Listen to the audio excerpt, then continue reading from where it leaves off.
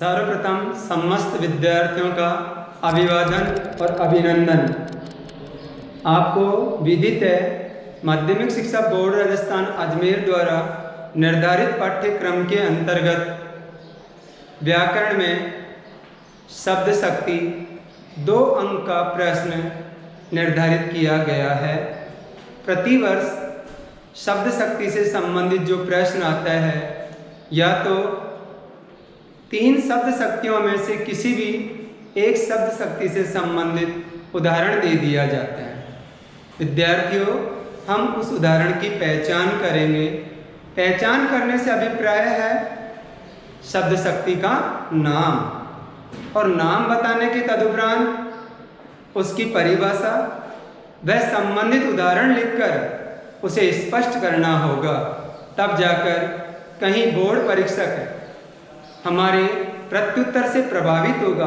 बस शर्त क्या है हिंदी भाषा में? शुद्धता, स्पष्टता, नियत शब्द सीमा, इन सब का भी प्रयोग होना नितांत अनिवार्य है। इस विषय को मैं आज आपको समझाने जा रहा हूँ। केंद्रित होकर समझें और संबंधित नोट्स का ध्यानपूर्वक अध्ययन करेंगे तो निश्चित रूपेण बोर्ड परीक्षा में आपको 2 में से 2 ही अंक मिलेंगे। परीक्षक आपके प्रत्युत्तर से प्रभावित होगा और कहीं अंक कम नहीं करेगा। ध्यान दीजिए, शब्द शक्ति। शब्द शक्ति से अभिप्राय है हम जो कुछ बोलते हैं, सुनते हैं, समझते हैं, पढ़ते हैं, अर्थात वाचन बोलना, श्रवण सुनना, पठन पढ़ना। तो जो पढ़ा, जो सुना, उन वाक्यों में प्रयुक्त जो शब्द होते हैं, उन शब्दों में जो निहित अर्थ होता है, जो छुपा हुआ अर्थ होता है, उसकी जो जानकारी करवाती है स्टूडेंट्स, दैट इज कॉल्ड शब्द शक्ति। अर्थात इन सब काम में रोल आवर माइंड, हमारी बुद्धि की अहम भूमिका होती है। तो मैंने इसी से संबंधित परिभाषा लिखी है। बुद्धि का वह व्यापार मीन्स कार्य, क्रिया, जिसके द्वारा किसी विषय वस्तु का अकॉर्डिंग कंडीशन, परिस्थिति के अनुसार निहित अर्थ का बोध कराने वाली शक्ति शब्द शक्ति कहलाती है। जनरल डेफिनेशन, शब्द में निहित अर्थ का बोध कराने वाली शक्ति शब्द शक्ति कहलाती है। इन दोनों बातों के ऊपर यदि कोई कुतर्क करना चाहे तो उसका तो कोई प्रत्युत्तर है नहीं, लेकिन समझने वाली बात यहाँ यह है कि उदाहरण से देखेंगे तो गज शब्द का according condition different meaning are reflected, अलग अलग अर्थ आभाषित हो रहा है। एक गज से अभिप्राय है माप और एक गज से अभिप्राय है हाथी। लेकिन आपने परिभाषा में अगर परिस्थिति से शब्द जोड़ देते हैं तो आपका जो संदेहास्पद स्थिति बनती है, विवादास्पद स्थिति बनती है, उस पर विराम लग जाएगा। जैसे गज पालक गज को नहलाता है, यहाँ गज पालक से विद्यार्थियों जो अभिप्राय है महावत, जो हाथी का पालन पोषण करता है। परिस्थिति के अनुसार यहाँ गज से मीनिंग माप से नहीं होगा, क्योंकि संबंध महावत से है और महावत का संबंध गज माप से न होकर हाथी से है। अतः महावत द्वारा हाथी को स्नान करवाया जा रहा है। अब माप वाला जो उदाहरण है वो समझिए। गजेंद्र, दुकानदार काम करने वाले गजेंद्र को संबोधित करते हुए कह रहा है, गजेंद्र, हाँ साहब, जा गजला कपड़ा नापना है। तो यहाँ गजेंद्र मालिक के आदेशानुसार गज आमेर जाकर के विद्यार्थियों हाथी लाकर दुकान में खड़ा नहीं करेगा कि लीजिए सेठ जी हाथी मापिए कपड़ा। नहीं, यहाँ परिस्थिति के अनुसार विद्यार्थियों गज से जो अभिप्राय है वो माप से है। जिसे आप आंग्ल भाषा के अंदर स्केल से संबोधित करते हैं, तो यहाँ कपड़ा मापने वाला माप गज से अभिप्राय है। अतः परिस्थिति के अनुसार शब्द में निहित अर्थ का बोध कराने वाली शक्ति शब्द शक्ति कहलाती है। मैं जहाँ तक समझ पाया हूँ आप समस्त विद्यार्थी इस परिभाषा से पूर्ण रूपेण सहमति नहीं होंगे, समझ भी गए होंगे। आगे पार्ट ऑफ शब्द शक्ति। शब्द शक्ति के अध्ययन की सुविधा की दृष्टि से विद्यार्थियों मुख्य रूप से 3 पार्ट है: अभिधा, लक्षणा, व्यंजना। अभिधा से अभिप्राय है वाचक, वाचक से अभिप्राय है जनरल मीनिंग। एक बालक से लेकर के वृद्धावस्था तक के समस्त मानव की ओर से किसी विषय वस्तु का एक ही अर्थ लगाया जाए, नॉट अनदर मीनिंग, कोई दूसरी मीनिंग का बोध ही न हो, अर्थात जन सामान्य अर्थ का, मुख्य अर्थ का, सांकेतिक अर्थ का, यूनिवर्सल ट्रुथ, सार्वभौमिक सत्य अर्थ का बोध जो कराए, दैट इज कॉल्ड अभिधा शब्द शक्ति, जिसे अभिधेयार्थ अथवा वाच्यार्थ से प्रकट किया जाता है। अर्थात वह शब्द शक्ति जिसके द्वारा जन सामान्य अर्थ का या मुख्य अर्थ का या सांकेतिक अर्थ का अथवा सार्वभौमिक सत्य अर्थ का जो बोध कराए, उस शब्द शक्ति को अभिधा शब्द शक्ति कहते हैं, जिसे अभिधेयार्थ अथवा वाच्यार्थ से प्रकट किया जाता है। उदाहरण के लिए अभी मैंने आपको बताया वो अभिधा शब्द शक्ति का उदाहरण था। मैं दूसरा उदाहरण, सांकेतिक उदाहरण समझाने जा रहा हूं। परम रम्य आराम यही जो राम सुख दे। विद्यार्थियों, परम का जो शाब्दिक अर्थ है वह अत्यधिक है। रम्य से जो शाब्दिक अर्थ है रमणीय, सुंदर। आराम का जो सांकेतिक अर्थ है राजा जनक की पुष्प वाटिका, इतनी अत्यधिक रमणीय है जो राम सुख दे, जो राम को भी सुख प्रदान कर दे। इस आराम शब्द का आप किसी अन्य बाग बगीचे से मीनिंग नहीं लगा सकते, ठीक है। और जो सार्वभौमिक सत्य अर्थ का बोध कराने वाले उदाहरण समझिए। गांधी जी अहिंसा के पुजारी थे, इस बात को कौन नहीं जानता। जिसने भी गांधी का नाम सुना है, उनके व्यक्तित्व को जाना समझा पहचाना है, वह इस बात से अकट्टे अड़िग रूप से अपना मंतव्य देगा, हाँ गांधी जी अहिंसा के पुजारी थे। तो ये सार्वभौमिक सत्य है। सूर्य पूर्व दिशा में उदय होता है, कोई नहीं कहेगा पश्चिम में उदय होता है, ये सार्वभौमिक सत्य है। भारत विश्व गुरु नाम से जाना जाता है, तो इस बात को कौन नहीं जानता। भारत को विश्व गुरु कहना कोई अतिशयोक्ति नहीं है। यदि भारत को विश्व गुरु, विश्व मुकुटमणि, देवों का निलय, संस्कृति का दाता यदि कहा जाए तो अतिशयोक्ति न होकर के यथार्थ होगा। तो ऐसी जो स्थितियां होती हैं वहाँ सार्वभौमिक सत्य, मुख्य अर्थ अभिव्यक्त होने के कारण अभिधा शब्द शक्ति होती है। मैं जहाँ तक समझ पाया हूँ अभिधा शब्द शक्ति आपको बखूबी से समझ में आ चुकी है। आप सामान्य अर्थ लगाइए ना। प्रातः काल का भ्रमण स्वास्थ्य के लिए लाभप्रद है। विद्यार्थियों, इस बात को कौन नहीं जानता, इसका कौन विरोध करेगा, इसको कौन सत्य रूप में नहीं स्वीकारेगा। एवरीबडी, हर किसी की ओर से इस बात को स्वीकार किया जाए। नेक्स्ट, लक्षणा शब्द शक्ति। लक्षणा शब्द शक्ति से मीनिंग है actual meaning stop there and related advantage and features are appear. अर्थात वह शब्द शक्ति जिसके द्वारा मुख्य अर्थ का बोध न होकर, अर्थात मुख्य अर्थ तो बाधित हो जाए, और रिलेटेड अर्थात उससे मिलते जुलते लक्षणों का अथवा गुणों का बोध कराने वाली शक्ति लक्षणा शब्द शक्ति कहलाती है, जिसे लक्ष्यार्थ से प्रकट किया जाता है। उदाहरण के लिए, राजस्थान जाग उठा, तो क्या विद्यार्थियों यहाँ राजस्थान जाग उठा था तो क्या अब तक नींद में सोया हुआ था? नहीं नहीं, यहाँ जाग उठने का अभिप्राय है राजस्थान निवासियों में अब तकनीकी में, शिक्षा में, व्यवसाय में, कृषि में, एवरीवेयर, हर जगह चेतना, जागृति, सजगता देखने को मिलती है। तो यहाँ मुख्य अर्थ बाधित हो गया। क्या? नींद से जगना। लक्षण क्या लग रहे हैं? चेतना आना, जागृति आना से अर्थ है। दूसरा देखिए, मीरा मेरी गाय है, तो क्या मीरा नामक महिला एक चौपाया जानवर है? 2 सींग, 1 पूंछ, 4 टांगे और दूध देना और चारा चरना है? नहीं नहीं, मुख्य अर्थ बाधित हो गया। गाय का जैसा सहज, मृदुल, शांत स्वभाव होता है, वैसा सहज और मृदुल और शांत स्वभाव मीरा नामक महिला का है, इसलिए मुख्य अर्थ बाधित हो गया और तत्संबंधी लक्षणों का बोध होता है, इसलिए लक्षणा शब्द शक्ति कहलाती है। Part of 2, first of all रूढ़ा लक्षणा। लक्षणा शब्द शक्ति के मुख्य 2 पार्ट हैं, रूढ़ा और प्रयोजनवती लक्षणा। विद्यार्थियों, रूढ़ा से अभिप्राय है, अपन प्राय कहते हैं वह तो रूढ़िवादी है। अरे रूढ़िवादी है मीन्स ट्रेडिशनल है।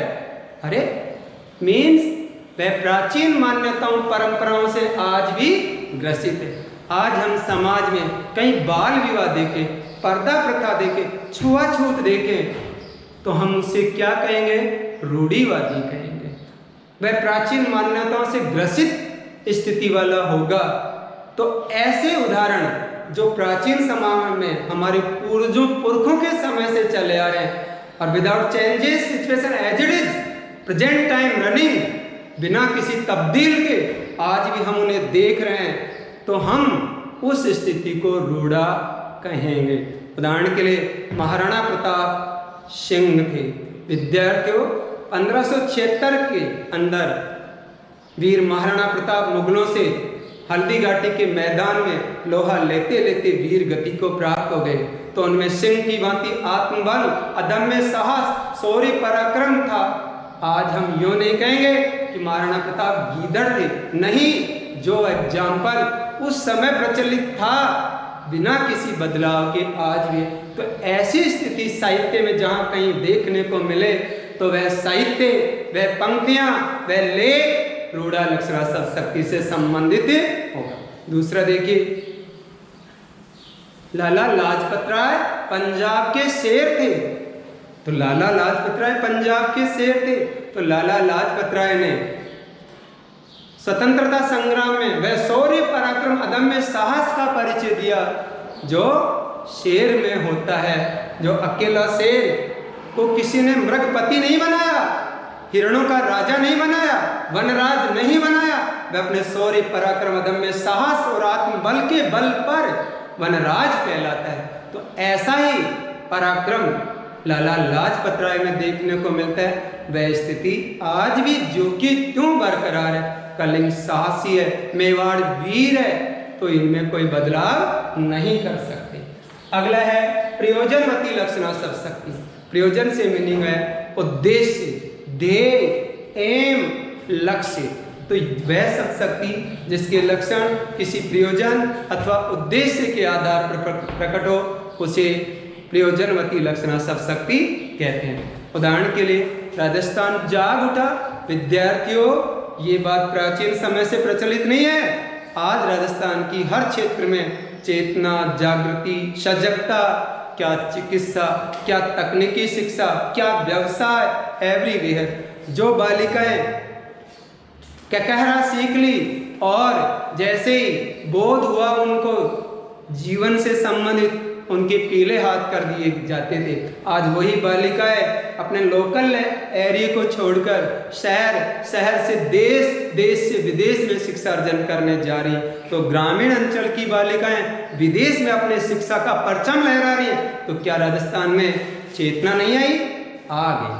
तो ये कहलाएगी प्रयोजन। थर्ड है व्यंजना शब्द शक्ति। वह शब्द शक्ति जिसके द्वारा न तो मुख्य अर्थ का बोध हो। विद्यार्थियों, मुख्य अर्थ का बोध किसमें होता है? अभिधा शब्द शक्ति। न लक्षणों का बोध हो। विद्यार्थियों, लक्षणों का किसमें बोध होता है? लक्षणा शब्द शक्ति। अपितु अन्य अथवा भिन्न अर्थ का बोध कराने वाली शक्ति व्यंजना शब्द शक्ति कहलाती है, जिसे व्यंग्यार्थ अथवा अन्यार्थ से प्रकट किया जाता है।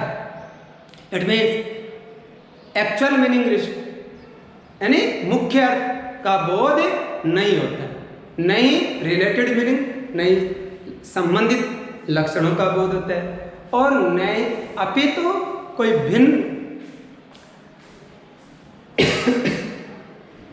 कोई व्यंग्य अर्थ का बोध होता है।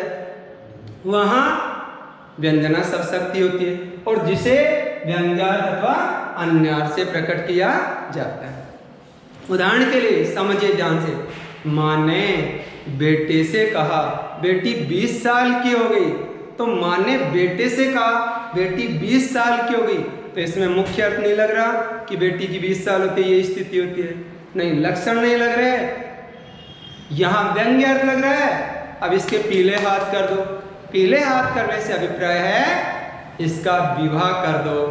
दूसरा, ये कॉलेज में जाने की स्थिति में आ चुकी है, विद्यार्थियों ये एसटीसी करने की स्थिति में आ चुकी है, ये पूरी तरह से समझदार हो चुकी है।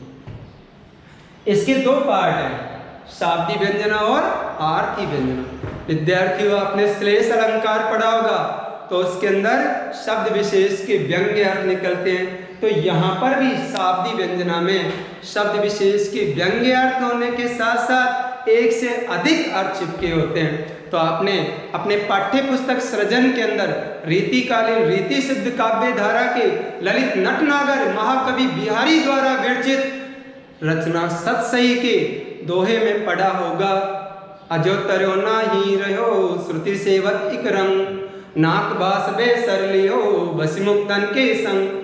इसमें शाब्दिक व्यंजना है, अर्थात शब्द विशेष में व्यंग्य अर्थ है। अजो तरोना ही रहो, अर्थात अब तक कान का आभूषण ही बना रहा, तो तरोना एक तो कान का आभूषण और एक तैरोना सबंग श्लेष है, अर्थात टुकड़ा करने पर भी अर्थ निकलता है, अर्थात अब तक तैरा नहीं, उद्धार नहीं। श्रुति सेवक इक रंग, विद्यार्थियों श्रुति का अर्थ होता है वेद, श्रुति का अर्थ होता है कान, श्रुति का अर्थ होता है सुनना, तो शब्द विशेष के व्यंग्य अर्थ निकल रहे हैं।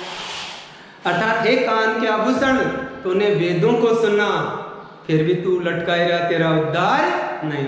नाक बास बे सरलियो, तो यहाँ नाक से एक अर्थ है स्वर्ग, दूसरा नाक से अर्थ है नासिका, और बेसर से अर्थ है नाक का आभूषण, और मुक्तन से अर्थ है एक तो स्वतंत्र और आजाद, और दूसरा मुक्त का अर्थ है मोक्ष। तो मैं कहना ये चाह रहा हूँ शब्द विशेष के व्यंग्य अर्थ हों वहां पर व्यंजना शब्द शक्ति होती। दूसरा देखिए, को कही सके, बट इसको छोड़ो, मैं एक और इजी एग्जाम्पल जो प्राय आपको याद है वो देखिए। रहीमन पानी राखे बिन पानी सब सून, पानी गए न उबरे मोती मानस चून। कवि रहीम कहना चाह रहे हैं आम जन को अपने रहीम ग्रंथावली के दोहों के माध्यम से कि व्यक्ति तुझे पानी रखना चाहिए। विद्यार्थी या पानी रखने से अर्थ यह है कि समस्त महासागरों के पानी को एकत्रित कर लीजिए। पानी रखने से अभिप्राय है इज्जत रखिए। बिन पानी सब शून, इज्जत के बिना सब शून्य व्यर्थ है।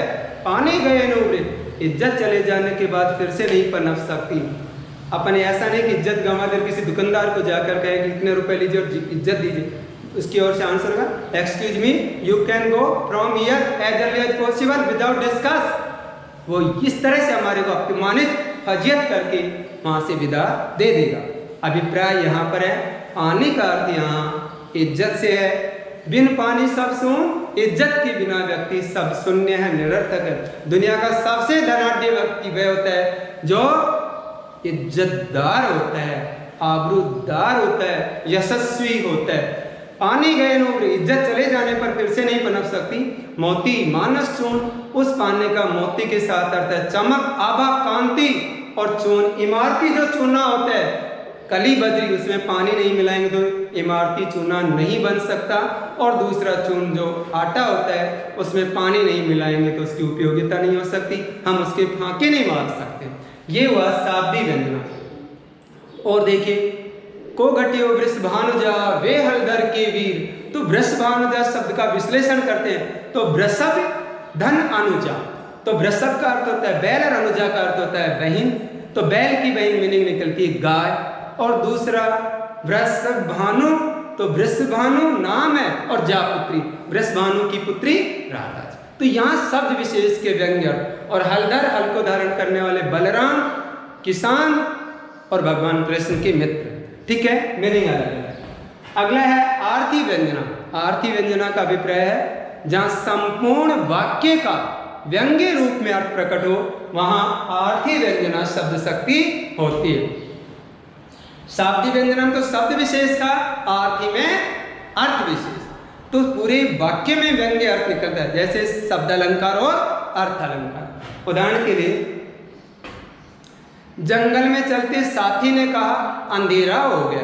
विद्यार्थियों, या अंधेरा होने का अभिप्राय संध्या से, रात से न होकर अन्य व्यंग्य अर्थ निकलता है। हमें अब जल्दी चलना चाहिए, वरना ये जंगल के जानवर में क्षतिग्रस्त कर देंगे।